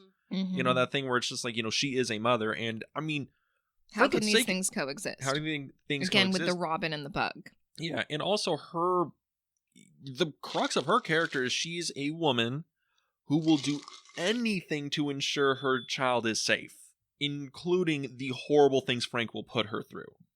Yeah. Because she's not doing any of this so. for... My question is how her child got into this predicament in the first place. But Frank saw Blue Velvet. Maybe her husband actually, there's a question of whether her husband was involved in some shady stuff. That was my thought. Her husband looks like a rough dude. I mean, he's sitting there with his ear cut off and a bullet in his head. I assume there's some sort of thing also there. From the photo that he sees, you know what I'm talking about. Yes, Jeffrey sees a photo of hers. Yeah, with the marriage certificate taped to the back, which hey, I mean, it has no year on it. Yeah, because this is a story that takes place in no time. Particular time. Yeah, it's this story that's just kind of wavy. But he chooses, like for instance, the ambulance that picks her up is like this like ultra 1950s retro ambulance, and you're like fire truck, and then Jeffrey's car is a little bit more modern than the stuff from the 50s. They're dressed like it's the 80s. Yeah. Except for Sandy. Well, because Jeffrey came from college. Jeffrey came from college outside of this town of, is it called Lumberton? Lumberton. Yeah, that's also significant. Yeah, because he's like out, because it's wood. We're talking about hardwood now. But he's coming from outside. He's coming from the 80s back to this 50s world. You know? Or you just take it back to Twin Peaks and, the lumber mill. That's a big part of the show. Yeah. He grew up in this, agricultural lumber town environment. More you know. I just want to touch on that real quick. Please, yes. When you hear the radio at the beginning of the film, it says, "This is the mighty wood. Get those chainsaws out. Lumberton, USA. There's clamor in the pines." It's like, well, here we keep going with the, again, male aggression, phallic energy. It all goes back to Texas Chainsaw Massacre. He's saying, totally. He's saying, cut your wood down, like, calm down, guys. Don't be so fucking horny. Or, break out both chainsaws. It's going to be a nice sunny day. Just, Okay, wait. I have too many thoughts right now. A lot of thoughts. There's also that scene. Okay, his dad owns a hardware store, which is like man stuff. And with one of the greatest cashiers in town. Blind. Yeah. Are you talking about the blind man? Yes, who is also magic. Okay. And there's a scene where he's selling a giant axe to like a fat man who you maybe presume is like a lumberjack. He's a lumberjack. He's wearing flannel and he's smoking a cigar in the shop. And you're like, whoa, all this like male energy. It's like, rein it in. Sorry. This whole podcast is going to be retitled Blue Velvet, He-Man Woman Haters Club. I'm sorry. I'm not sorry, though. Sorry, not sorry. Yeah. Why did I bring this up? Because it's not every day you see a lumberjack smoking a cigar, buying an axe. Well, there's that. He works at a hardware store, Yeah, very masculine things. Lumberton. You're talking about Dorothy also being a mom who will do anything for her children. Child. She's a hero. And then you were talking about her husband. Rough looking dude. I have no clue, you guys. Completely lost. I had too many ideas, and then they just.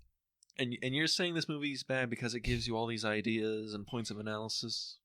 No, I'm saying that this movie is bad because, actually, yes, there's too much stuff going on in the hodgepodge of Blue Velvet that David Lynch doesn't even know what it means, and we're just there to He totally intended this. He was like, people are going to leave the theater scratching their heads and being like, oh my gosh, let me piece this together. David Lynch, the mastermind, the genius. And it's like, America's favorite director. How easy is that to do?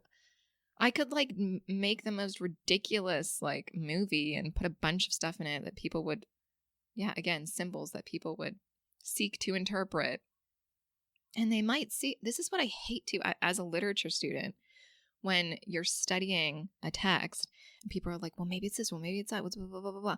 And it's like, some of that is completely unfounded. And it's not there. I don't know. I feel like the artist has an obligation to at least draw some lines, some boundaries so you actually know what the thing is about. Which is hard to do because David Lynch refuses to explain his work as like a fundamental thing. Because he can. Because he's a poser. Well, his thing is what he has said is like the whole point and the reason he loves movies is how you as an audience interpret it. He feels if he explains do his job it for him. Yes. Wow. Dude, this is what pisses me off. It's like, have you guys read Death in Venice by Thomas Mann? Or seen the Visconti no adaptation? No. You're looking at me like, yes. No.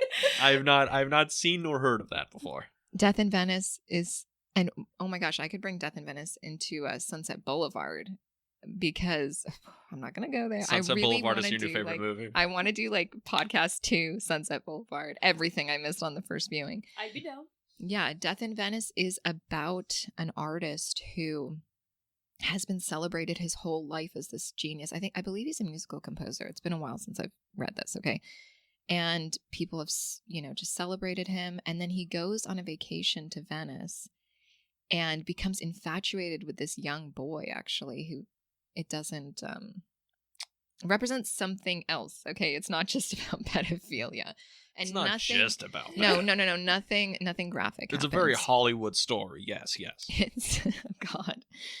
But it's basically he dies at the end, okay, of the story, and it's because he's a fake, he's a phony, and people have just seen things in his work that aren't there, that he never intentionally put there, but they've done all the work for him as an artist.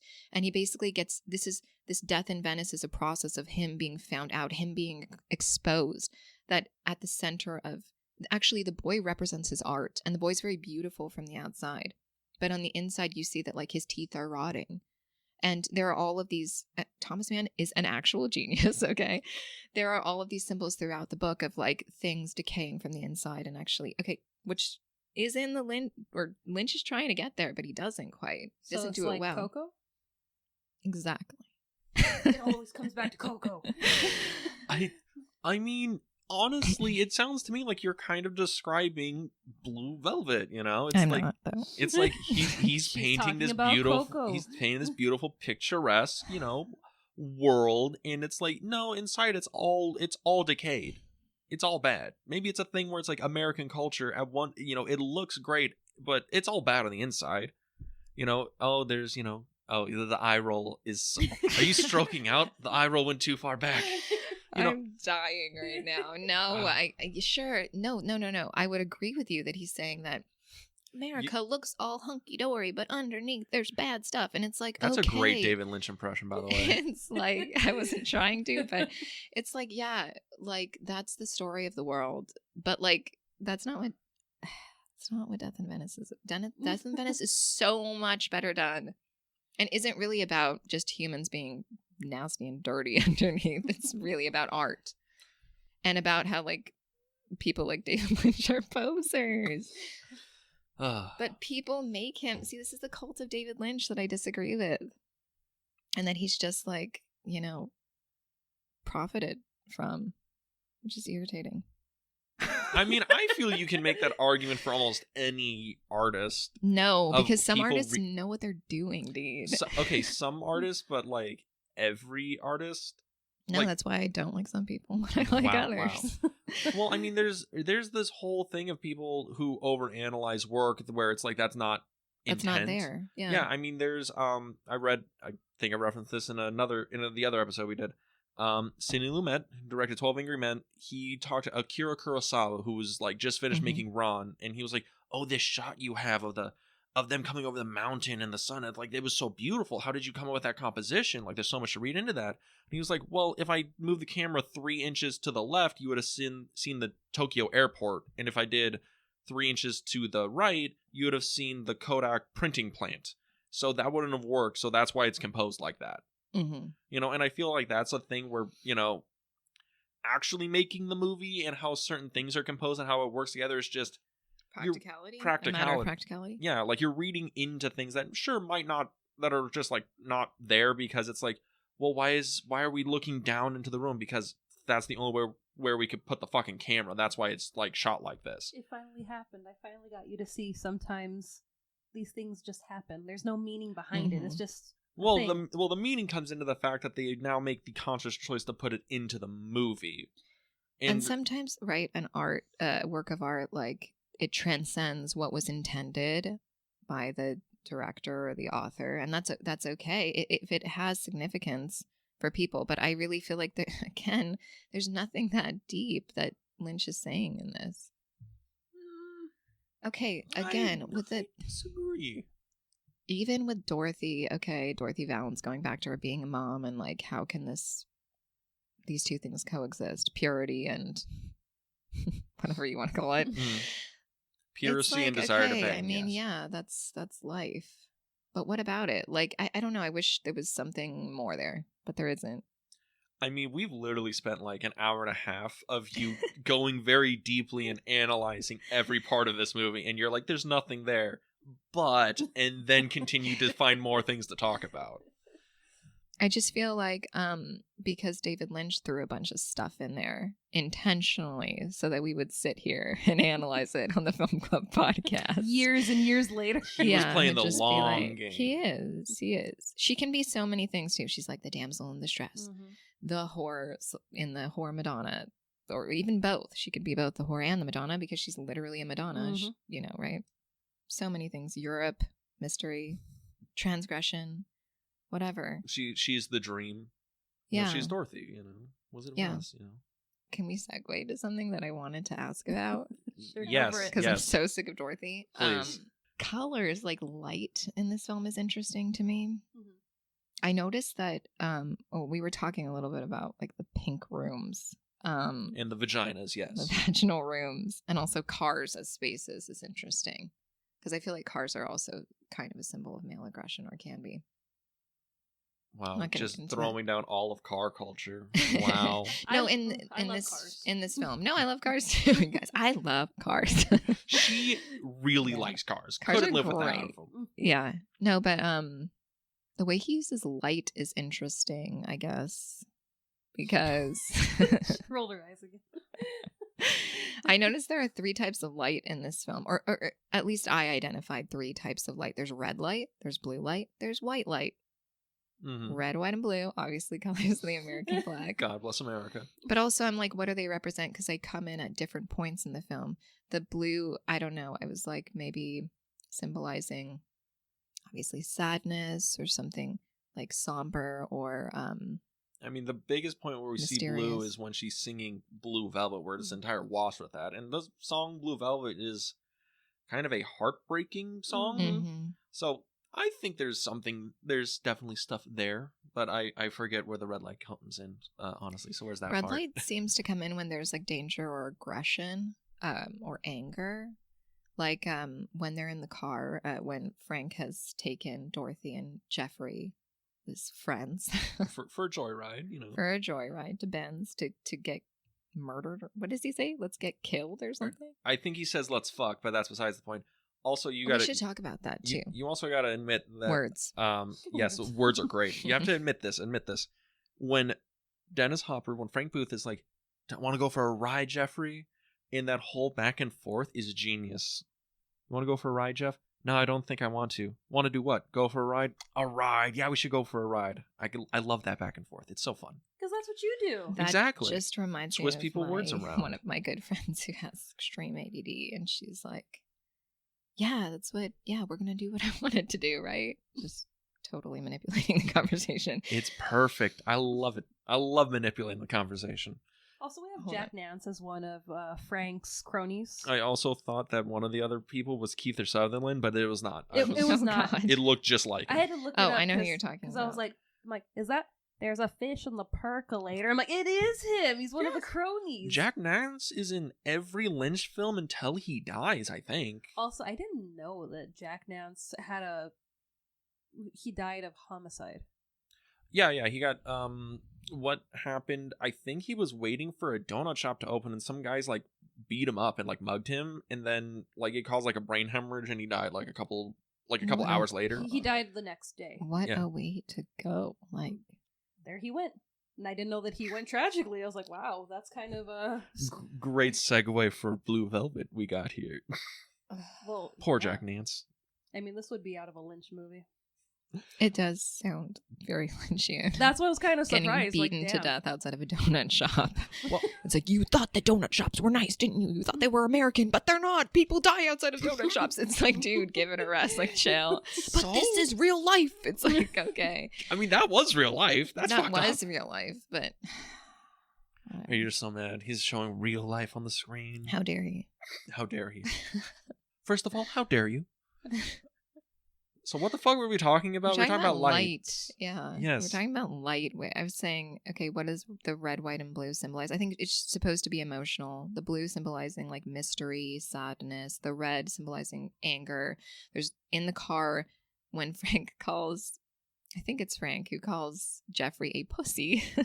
Red light flashes across his face. And then that's just one example of like, okay, what is this symbolizing? Maybe aggression or whatever. Conflict. And then there's white light, which is like sublime. There's the scene where at the end where Jeffrey and Sandy are kissing in the hallway right after everything's happened, and there's like this transcendent white light that like washes over them, and that silly song is playing in the background that's like our love forever in darkness or some shit. It's very confusing. It's like, didn't you just blow Frank away and now, we could live happily ever That's after? another thing. I mean, too, Frank's though. dead. Okay, wait. I want to talk about the F word in this film and guns again, because what the heck is that? That last scene is so important when Jeffrey shoots Frank through the head. Mm-hmm. He's hiding in a closet again, which obviously is a symbol in itself. Okay, I'm not saying he's gay. I'm saying That's what it is. He's getting gay. through it. He's gay. Maybe somebody would probably make an argument for like Blue Velvet being gay. I don't know. We're not gonna get into that right now. But he's hiding in the closet. I got a paper to write for Pride Month. Give me a second. Yeah, June. Where he's like in there where he initially saw Dorothy, in her compromising state. And by the way, after Frank rapes her, she's laying on the ground, I believe, with her legs open. And he stands up and he looks at her and he's like, stay alive for Van Gogh or something, right? For her husband whose ear has been cut off. And in that last scene, what's his name? Frank opens the closet door. He's got his gun, which has the piece of blue velvet wrapped around it. Mm-hmm. Obviously, the gun, again, being a symbol of male aggression, being phallic. And he's ready to just like blow Jeffrey away. Sorry for that. Blow him away. Yes. Very not having double meaning at all. And then there. Jeff blows him first. Yes, he breaks the fourth wall. Here we are now as voyeurs, and Frank is, breaking the fourth wall. And he opens the closet door, and Jeffrey shoots him straight in the head. And when you see him laying there, it's just like Dorothy laying there after she's been raped, and his brains are blown out all over the floor. And he's picked up her blue velvet robe, which is like laying across him. He's got his gun in his hand, right? Mm-hmm. And you're like, okay, what is going on here? There's something going on here about like, I don't know, male, again, Frank being like an aspect of Jeffrey's mind, or trying to like murder this evil male sexual motivation inside of himself, like finally overcoming it. He's got to kill this uncontrollable thing, desire, whatever it may be, aggression, for him to like grow up to like get to be like an adult, if we want to use this as a coming of age story. He's like, I can't have this Frank Booth aggression and a sexual aggression, desire, whatever, and be a adult. I have to crush that. Like Frank, you can say, is like that, teenage boy. I can't, it's all just aggression. It is all just wanting to bang. He's saying, I want to fuck. He doesn't want to have sex. He wants to fuck. That's like something a 13-year-old boy would have the concept of, I'm going to go fuck. Which ties into his issues of like mommy, baby, daddy. Okay. Yeah. But also when he takes Jeffrey to beat him up with his friends, and he puts on the lipstick and goes, Yes. pretty, pretty, pretty, pretty. Disturbing. That's just Dennis Hopper being a fucking god. All right, Yeah. fucking greatest, one of the great actors of his generation. He keeps calling Jeffrey a fucker. I hate saying this. I try not to curse, but he keeps calling him that. Don't worry, I'm doing it a lot this time. Yeah, It's fine. yeah. Forgive me. He keeps calling him that word, and it's like this word is significant because it is the representation of sex as violence, which again I think is significant. Like that Frank uses this word over and over and over and over again. It's like, why is he using the F word so much? But it's basically describing sex in a violent, aggressive way, as opposed to a beautiful thing that could be sacred, right? I mean, that could be life-giving, that is the source of all life, okay, on Earth. It's become this sick thing. I don't know, that he has to kill, right? That he has to destroy. Don't think I'm giving Lynch any credit for this. It sounds like you've been doing nothing but giving him credit You this guys, whole time. this is just me. This is all me. To talk about narcissism, no. I'm just trying to find meaning where there is. There is Maybe. meaning. There is meaning. But, I mean, one thing, to let you know that might make you like David Lynch more, he too does not swear. Really? Yeah, it's a really weird thing. Sometimes he'll swear about something, but for the most part, everyone he's ever worked with, in the scene where he's giving direction for, Dennis Hopper, saying you're gonna go and say that word, Ted, right? He wouldn't say the F-bomb in front of Isabella Rossellini when he was she's a lady. Yeah, it's one of the weirdest and yet, things. Why would he direct her being so horribly abused in that scene, which is horrible? The dichotomy of man. There you go. The dichotomy of man. Blue Velvet. How? Why? Well, how long have we been in here? We're coming up on 2 hours? Maybe. All right. Well, I wanted to give you guys, something, because this was nominated for an Oscar. It was. Yes, in the 1987 Oscar for Best Direction, because the Academy cares about quality films, unlike some people here. Oh yeah, the Academy. I know. The Academy. Don't get me into that. He didn't win though. And it wasn't nominated for Slim Best Picture. Pickings that year. I'm joking. Well, I'll give you the list of movies. I like how you're blocking it so she can't read it. She's way the fuck over when there. I'm right next to you and I can't even read it from here. James is I've got to lay down the bomb, the final bomb. Mm-mm. All right, because we've been doing this the last couple of episodes, and it's kind of fun to figure out what won, because the movies that were nominated were A Room with a View, The Mission, Hannah and Her Sisters, and Blue Velvet. Those were the ones nominated. But the movie that actually won was Platoon by Oliver Stone, which I think is probably the better movie than Blue Velvet. Well, yeah. I mean, was there a contest? You just hate Blue Velvet. You just hate it. It's... Look, I actually saw more merit in it this time than the first time I watched it. I will say that. But, again... Not your cup of tea? No, not at all. Not at all. But we should ask somebody who's been pretty quiet this episode. It's been nice. Taking a little break. Sorry, Becky. So, Becky, what did you think of the movie? How did you like the film? I mean, I liked the mystery. Who belongs to the ear? I mean, later we figure out, whose ear that is. But, yeah, I think it just kind of, the rape and all the sexual stuff, I think it really took away from the actual story. I get that we need to see Jeffrey kind of struggle in between, I could be a Frank, or I could be, this cool kid from college that came home. But I was impartial to it. I'd rather watch Twin Peaks. Even though Twin Peaks has some fucked up stuff in it too. Yeah, season 3 is rough.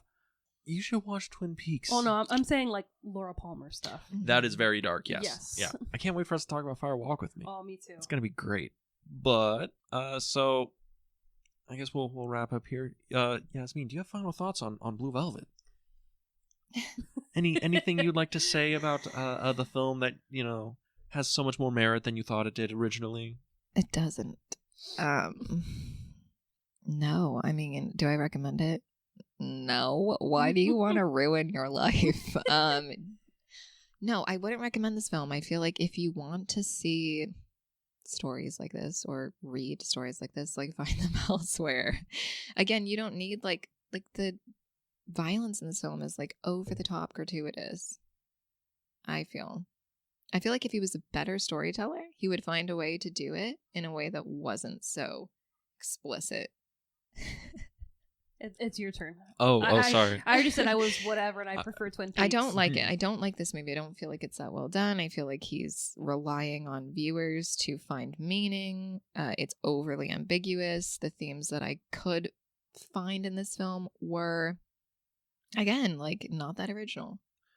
I acknowledge all your points, but those are the reason I like the movie. Okay. Honestly, that's kind of why I recommend it, because it's so ambiguous and because you can read so much stuff into it. I think it's a wonderful intellectual exercise of analyzing this film.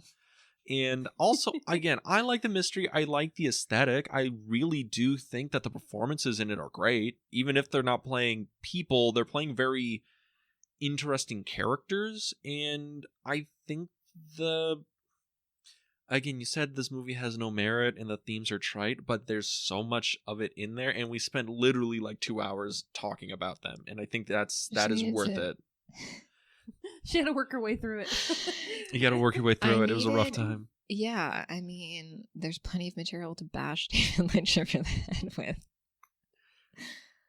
I think there's a lot there to talk about, and I think he is a lot to good talk director. But like, if you watch a Gaspar Noé film, it's like there's a lot to talk about because, again, he's a provocateur and a pervert. So there you go. I mean, I probably won't do Gaspar Noé. His favorite movie's Solo, so I'm not down with that guy. Yeah. But what are we talking about next week? Next week we're talking about another David Lynch movie I've never seen before, Wild at Heart. I know that Nicolas Cage is in it. Nicolas Cage and Laura Dern. So that's the only, hope that I'm holding on to is that Willem Dafoe's also in it. I do love me some Willem Dafoe. Mm-hmm. This is the movie David Lynch decided to do instead of the first half of Twin Peaks Season 2. I see. Yes, okay. Yes. But yeah, we'll be talking about Wild at Heart. If you want to listen to us on a different platform than you currently are, you can find us on Apple Podcasts, Spotify, Google Podcasts, and YouTube. You can go to our YouTube channel, The Film Vault. That is The Film Vault on YouTube. Eventually, Dean will remember to upload video versions of this podcast, but until then, you can follow us on our social media at... You can follow us on Instagram at The Film Flip Podcast, where we post daily stories, upcoming episodes, and random adventures we go on. And Yasmin, would you like to plug anything? Maybe tell everyone where they can go watch great David Lynch film analysis. Oh, God. At the Film Club Podcast. I mean... What just happened? Right? I have nothing to plug. No. I have no ulterior motives here other than to just destroy David Lynch. And get some barbecue, right? And eat barbecue after this. Yeah. Oh. Those are my motivations. You know what? Let's go get some barbecue. Well, let's thank Cousin to the Podcast for being out with us today. Thank you. I actually love being here. And I'm sorry if I Oh no, honestly, totally this conversation has just made me enjoy Blue Velvet even more. Okay, great. I didn't want to ruin it for you, Dean. No, you can't do that. Okay. And with that, we'll see you next week at the Film Club.